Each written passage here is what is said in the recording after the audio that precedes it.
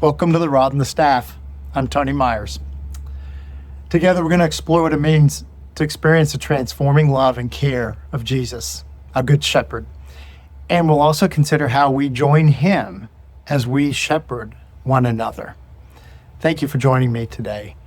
You know, we're not very familiar with sheep and shepherds in our Western industrialized society. I moved to Lakeland, Florida a year ago. I haven't seen a single shepherd since I got here, not one. It's just not a common thing.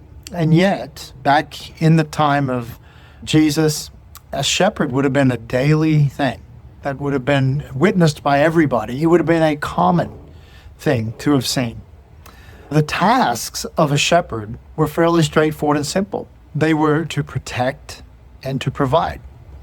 Protect and provide for the flock. To protect them from enemies, they were to watch and defend the flock and to be wary of wolves and other enemies that would come in and threaten harm. They were also to protect the flock from themselves. They were to save and rescue sheep from themselves, from wandering. Sheep were prone to wander. They would get caught.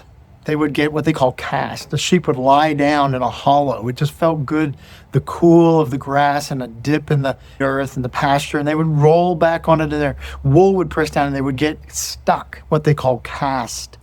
Or sheep would just get lost. They would put their head down and eat and eat and eat. That's all they did, and they wouldn't pay attention. They were kind of like my kids when we went to the beach and they would get out of the surf and the tide and the current would drift and they'd be a half mile down the beach before they understood that they could not even see us anymore. And so they were to be protecting from themselves. And then they just cared.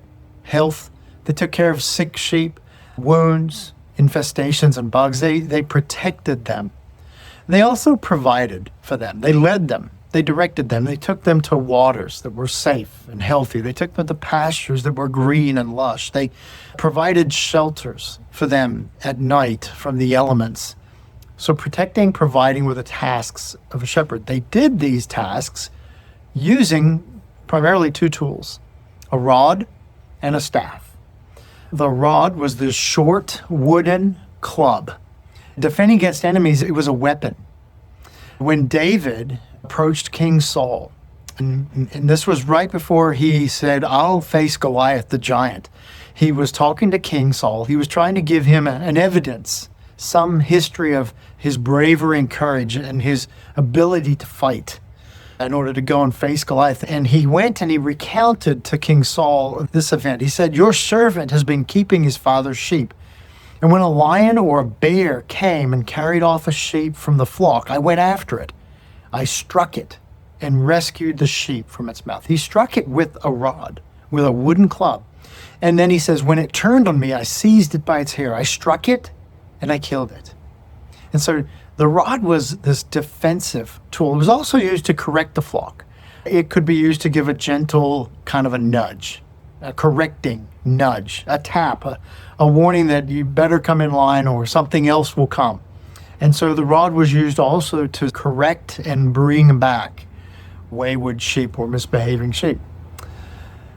The staff, in contrast, was used for providing. It was a long stick, a crook. It had a hook shape on the end, and it could be extended out a good distance. It would be used to just gently pull sheep back in a direction. It was used for guidance. It's commonly a symbol of loving kindness and gentleness. It was not a harsh instrument or a tool like the rod. It was the everyday tool. Rarely would a shepherd have to use their rod, but every day, in every moment of every day, they'd be using this crook, this staff. We're just like sheep.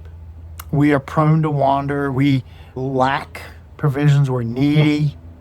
We need God's provision, and we need God's protection. When you think of the idea of God's provision, think of the term discipleship. And when you think of his protection, especially from ourselves, think of the word discipline. Discipline and discipleship. You can see the root is very similar. They come from the same meaning of word. To instruct, one is instructing in a positive way, guiding, directing, leading, encouraging. The other is correcting and teaching in a negative or a rebuking way. We see this, for example, in a passage in 2 Timothy 3:16, often quoted in order to speak about the inspiration of Scripture. But it actually speaks about something else as well. It says all Scripture is breathed out by God and profitable for, and then it lists 4 things. It says teaching, reproving, correcting, and training in righteousness. Those first and last words, the teaching and training, those are the areas of discipleship. In many churches, you have a discipleship ministry that focuses on teaching people and training people in righteousness. In teaching and training of who God is and what God expects of us. But those middle 2 words, reproving and correcting, they have to do with discipline.